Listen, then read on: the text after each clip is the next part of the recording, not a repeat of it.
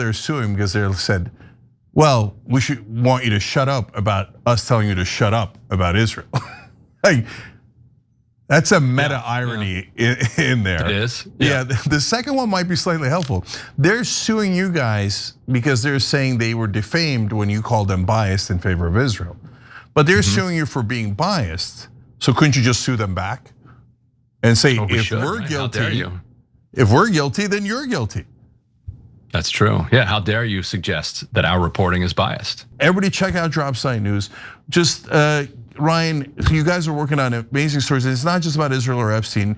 Check out what they're writing about Venezuela, the UAE, and so many other countries. Joining me is Ryan Grimm. He is one of the founders of Dropsite News, which has been doing brilliant reporting on really almost all of the international stories, including Israel, and has been doing great reporting on the Epstein files. Ryan's also the author of We've Got People, The Squad, This Is Your Country on Drugs. He's co-host of Breaking Points, former TYT contributor. We've Got People, Young Turks and Young Turks fans are in that book, so that's another good reason why you should check it out. But Ryan, welcome back, brother. Always good to be here. All right, good to have you. All right, so I want to start with all the reporting that you guys have been doing about Epstein. So you've uncovered all of these amazing emails where Epstein is in the middle of the Iran-Contra affair. As far as I know, the number of civilians in the middle of the Iran-Contra affair is 0. So he's trying to get Israel to buy cyber weapons. He's trying to get America to bomb Syria and Iran on behalf of Israel. He's got Israeli spies staying there. He's got Ehud Barak, the former prime minister. This thing's over. You guys proved it beyond a shadow of a doubt, yet no one else in news is following up on your reporting. So what in the world's going on? You tell me. Yeah, it's an interesting question, and what's interesting is that there's a lot more that we can still uncover. And we have a lot of stories that are still in the works. The documents, the correspondence that we're basing our reporting on, are public. Now we have some, excellent, researchers and some excellent tech folks who are, who have made it, searchable and have really kind of helped us in ways that, have gotten us kind of over the hump. But we don't have more resources than the New York Times or the Washington Post or Bloomberg. So, and I don't know. I think it's just too much. It's just too uncomfortable for the press to go there. Yeah, it's interesting because people are seeing it anyway. Because online media is so much stronger these days than it used to be. So I was talking to a supporter of Israel today, and he's like, "Well, obviously Epstein was an asset." Right? He's like, "What do you want me to say?" That seems clear, right? Yeah. So okay, but you're generally very well respected in journalist circles in DC. That's my experience, having seen people interact with you throughout the years, both in person and online, etc. So, like with a David Sirota, who's just, no offense to you, just as good as you, great journalist, right? Better even, he's tremendous, yeah. Yeah, but with him, they're always like, Sirota. Like they've always hated him, right? But with you, they're like, oh, Ryan broke a story about, Kavanaugh, for example, and that became one of the biggest stories in the nation, right? So they take that seriously. In this case, are you getting any feedback from them? Like, we'd love to cover it, but we can't, or how dare you, I can't believe you turned into an anti-Semite, or anything? No, rank and file reporters and just the people that I know in the industry have all said, like, this is great work. Wish we were doing this. This is incredible stuff. And the problem for some of these news organizations is, I think that the bigger obvious problems are the ones that drive it. But within a news organization, you might have hundreds of reporters, but only a few of them could be on the Epstein beat. You know what I mean? They might want to write about it, but it's just outside of their beat. There's an interesting distinction that some newsrooms draw between political reporting and national security reporting. And if you've noticed, the Epstein coverage is in the desk of the political bureaus in this country. So, what is the impact for Democrats in the midterms or Republicans in the midterms? What is the relationship between the files and President Trump? What about Epstein and the Clintons? And how does this affect voters' attitudes towards the parties? Literally the political teams are the ones that are assigned to cover the Epstein beat. The national security teams are distinct in general from at these major papers and at the networks, and they are not allowed to. They're not supposed to be covering this because it's in the realm of the politics, and so that keeps it also clean. Like keeps it out of the hairier questions of who was he working for, what was he actually doing when he wasn't doing his child sex trafficking. So that's kind of how it functionally keeps the stories, keeps them pumping out the kinds of stories that you read, like the salacious.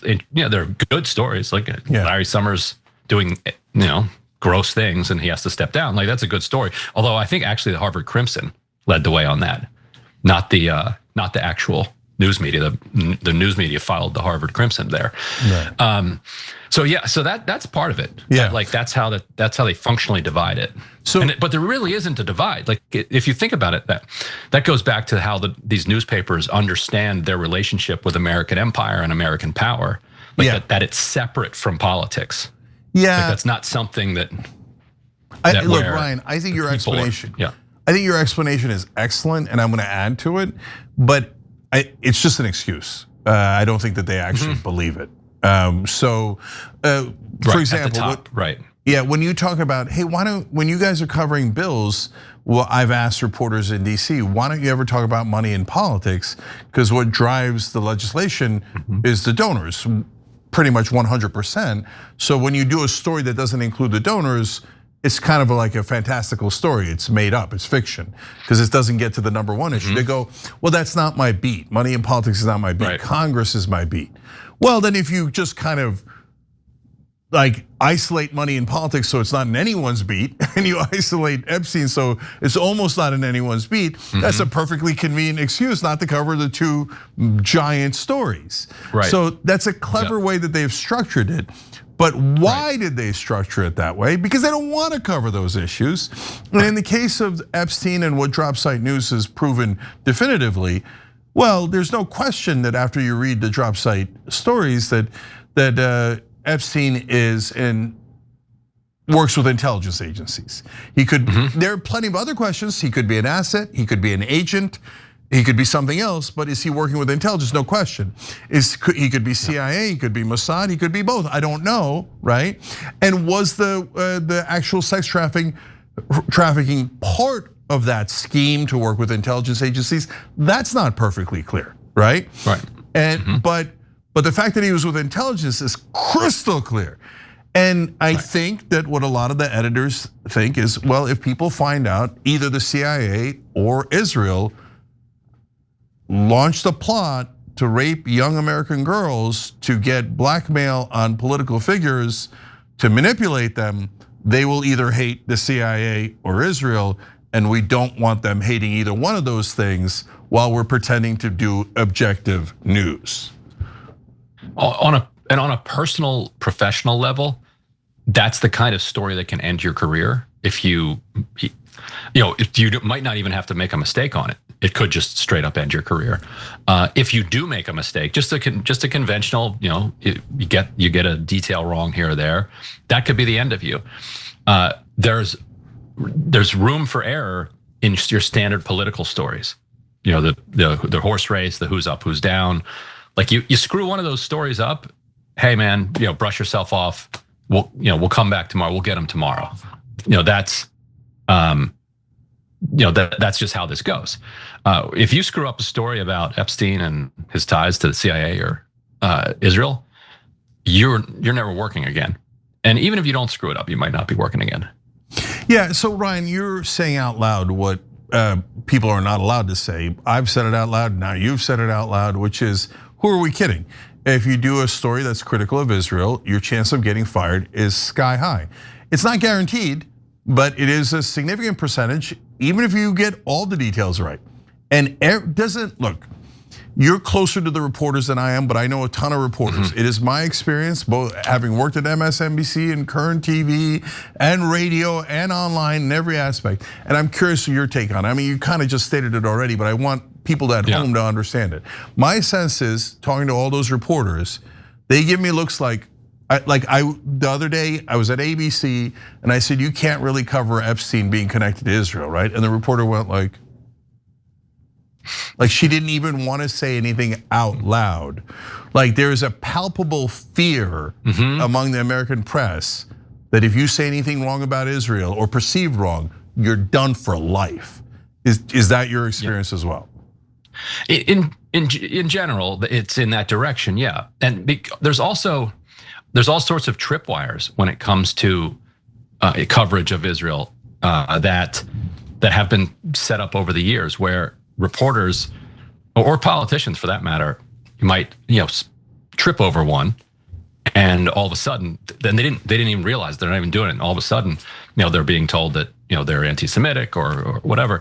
There was that amazing moment in 2018 when AOC was doing that firing line interview, and in response to one of the questions, she used the word Palestine, and the interviewer stopped her and was like, and I was later told somebody got in her ear, like got in the interviewer's ear from the control room, like stop her on the word Palestine, stop her. So it's like 20 people in this studio against this one candidate, and Pouncin is like, did you say the word Palestine? What do you mean by that? And you could see this deer in the headlights look that AOC got, where she's like, it's going through my, like, did I say something wrong? Like, did I step on a tripwire? What, like, how is this wrong? What is wrong here? And she just wanted to like move on from there. And that's how a lot of the reporters feel as well. It's like, there's a lot else I want to cover. Let's just move on. Yeah. And that's exactly how Israel intimidates and bullies our press into never writing anything critical of Israel. So they just, and part of the reason they don't tell you that is because if they told you that, they'd be fired, right? So that's the same tripwire. And I want to go to one of the consequences for one of your reporters in a second, but one more thing for the audience to know is that the tripwires sometimes are, accidentally there, and sometimes they're kind of there on purpose. So for example, 94% of Congress, according to a Guardian piece, gets money from AIPAC or the Israeli lobby. But if you say that 94% of Congress gets money from Israel, you'll be labeled an anti-Semite, and they'll say that's a trope of Jews controlling Washington. But nobody said Jews, we said Israel, the government of Israel, and the forces that are trying to help the government of Israel is doing that. And then they'll go a layer on top of that and say, well, how dare you? These are Americans who are pro-Israel. Yeah, it's not Israel. Right, of course. It's like, well, and that's another tripwire, right? You're in constant coordination. Yeah, and then you'll say, well, yes, technically it's Americans. So exactly. So, and then the reporter who's just starting out or wants to rise up the chain, they're like, you know what, forget it. Yeah, you'll say, Israel killed 20,000 children. Well, that's true, that's a fact, but blood libel. But wait a minute, nobody said anything about drinking blood of children. That's mental. That's not. That is an anti-Semitic trope from the past, but nobody said that. You're just using that as a way to hide. Honestly, I think they use Jewish Americans as human shields, and they hide behind them. I saw some MAGA guy, I think it was Jack Posobiec, or however you say his last name, call criticism of ICE a blood libel recently. Like, oh my God, we've gone around the bend with this. Like, how is that? It's just become like a phrase you now throw out for criticism that you don't like. Yeah, absurd. So now, tell us about what's going on with the BBC. So Owen does a story about the BBC. Well, I'll let you tell. You tell us what happened and what the reaction was. Well, he had been working on this investigation for a while, and he reached out to us. It was an investigation into bias inside the BBC when it comes to their coverage of Gaza and the West Bank, and he had many BBC insiders who wanted to speak to him, but he knew that there was a high likelihood that he was going to get sued if he ran this piece.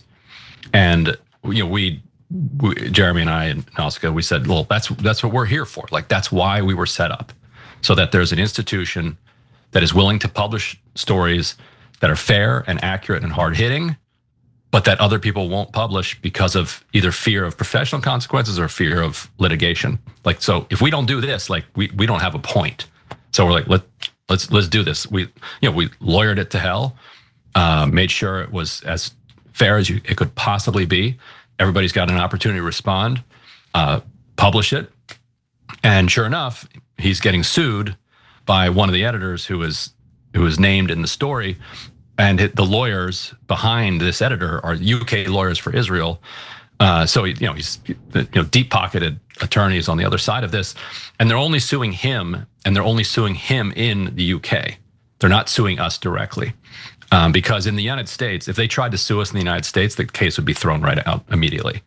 But the UK libel laws are much crazier, so they feel like they have a chance to win there. But we had pledged, like, when we published it, if you get sued, we'll back you in court. So it's still winding its way through this Byzantine UK defamation hearing. I'm getting a real education in how interesting that is, and how set up it is for plaintiffs to be able to say that even if there isn't anything incorrect in the story, they still feel hurt by it and harmed by it. And so they then can still sue. I believe that we're going to win, and I think it'll be an important case to win. And I think it would be a very important case to lose as well. Because if you can't say that the BBC is biased towards Israel when it comes to their reporting on Gaza and the West Bank, then you can't say anything. Because that's the most straightforwardly true and obvious statement that I can even think of when it comes to the BBC's coverage. Yeah, I'm curious about that case. That's another case where they're using a second weapon, and I want to explain that in a second. But in terms of the details of that case, what did Owen allege that BBC was doing? And is the BBC saying that's factually incorrect, outrageous, right, we never aired any of the things he's saying? Or are they saying it's relatively true, but our feelings were hurt? The latter, for the most part. They're saying that it's inaccurate to say that they're biased. Like, that's the only inaccuracy that they are claiming exists in the 10,000 plus word story. Most people would not consider that to be a fact that is correct or incorrect. Most people would consider that to be a subjective opinion of, an informed subjective opinion. Like, he spoke with more than a dozen, current and also many former BBC journalists who believed that their coverage, that what they were seeing on the ground was not being reflected in the coverage because it was being distorted up the editorial process. Like, that was their belief, and that's what he reported. They're claiming that they are wrong, that is incorrect. So it's very interesting, because in the U.S., you can imagine that even today, like, that would be thrown out. They said, how on earth are you even bringing a case here? Like, this is what people say. This is their experience. They literally worked there. Their quote unquote lived experience. Yeah. You can disagree. You can have your say. You can be quoted saying you disagree. You can give examples of why it's not the case. But it's well within the rights of a publisher to publish these opinions. I believe that's true, not just in the US, but also in the UK. And I really hope that we get all the way to the end of this and are able to prove that. So Ryan, I want to note two ironies here, and one maybe that it helps you, but let's see. One is they say, well, the editors of the BBC seem to have told these reporters to shut up about Israel, and now they're suing because they said, well, we should want you to shut up about us telling you to shut up about Israel. Like, that's a meta irony in there. It is. Yeah, the second one might be slightly helpful. They're suing you guys because they're saying they were defamed when you called them biased in favor of Israel. But they're suing you for being biased. So couldn't you just sue them back and say, if we're guilty, then you're guilty? That's true. Yeah, how dare you suggest that our reporting is biased? Yeah, I think you should do a countersuit, because that way it's outrageous. Yeah, either way you win. Yeah, right. Or fair point. Okay. I'm jumping right on the the lawyer chain. The problem is every time you, as you know, every time you talk to these lawyers, there goes another couple $1,000. So this better work, brother. Otherwise, I'm hitting you up for the. All right, that didn't work. That'll be 2,500 jank. Okay, we got to go, Ryan. For the 5-minute interview, for the 5-minute meeting with the lawyers. But seriously, guys. So one way is editors, producers, executives go, don't talk about Israel, otherwise your job is in jeopardy. The second way is what Ryan is referring to here. Anna was on with Alan Dershowitz on a segment. And he kept saying, "Oh, I want the Epstein files released because I want the names of the victims." And we're like, why do you want the names of the victims public? That's the one thing everyone agrees should not be made public. He's like, I want to sue them. When we should have the right to sue them. Because lawsuits are another weapon for Israel first. If we can't get you fired, or even if we do get you fired, then we're going to sue you on top, so that we not only cut off your means of survival, like literally, having an income, but then we put an enormous amount of debt on your head, and especially because you won't be able to hire a lawyer, and we have all the top lawyers on our side. So there is this concerted effort to pulverize any critic of Israel in America and the West. And ironically, if you point that out, they go, aha! That's another one of those tripwires and tropes, etc. So it's deeply frustrating. And for you guys to do all the brilliant and brave reporting that you've done on it is sorely needed. So everybody check out Dropsite News. Just Ryan, you guys are working on amazing stories. It's not just about Israel or Epstein. Check out what they're writing about Venezuela, the UAE, and so many other countries. But give us something hot from today. What's Dropsite News working on? Oh, amazing piece today by Iona Craig, who's one of the best reporters who's covered Yemen ever. What's going on between Saudi Arabia and the UAE right now is going to change the politics of the region for 10, 20 years ahead. There was this tight relationship between Saudi and the UAE where they were reshaping the Middle East kind of in their image, and then linking up with Israel through the UAE through the Abraham Accords. And the UAE started believing basically that it was kind of like the Israel of the Arab world, and that rules didn't apply to it. They have fueled the genocide in Sudan. They fueled really the breakup of Libya. They've sowed chaos all throughout Syria, and finally in Yemen they started fighting with the Saudis in southern Yemen. The Houthis control northern Yemen, they control southern, and the Saudis were like, hold on a second. Oh, no, this is not happening. They started bombing the UAE. The UAE's entire Yemen project, what they've been working on for 10 or 15 years, ended in 48 hours.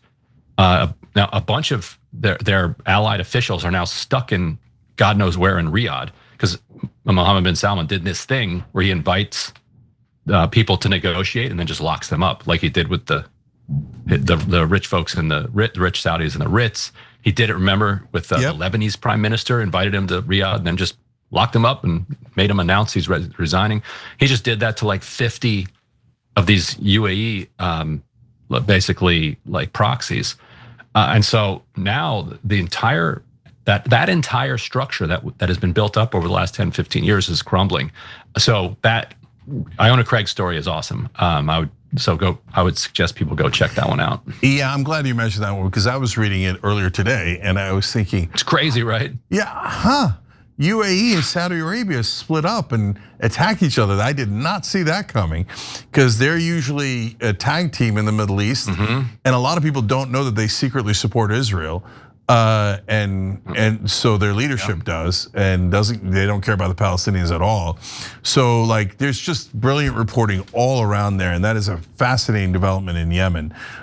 So we'll see how that goes. And by the way, I mean, the Saudis invite you over and then kidnap you. The Israelis are like, oh yeah, peace negotiations, and just kill you. Yeah, so what great allies we have. Yeah, watch yourself. Yeah. So be careful if you got invited to anywhere, including a wedding. Ask him if it's a red one. Ryan Grim from Dropsite News. Obviously, as you can tell from this interview, you should be checking out Dropsite News. All right, thank you, Ryan. We appreciate you as always. Thanks so much, Cenk. All right. Guys, we need you to have an excellent day. Come back tomorrow. We'll do Operation Joy for you, and Anna will be back as well. We'll see you then.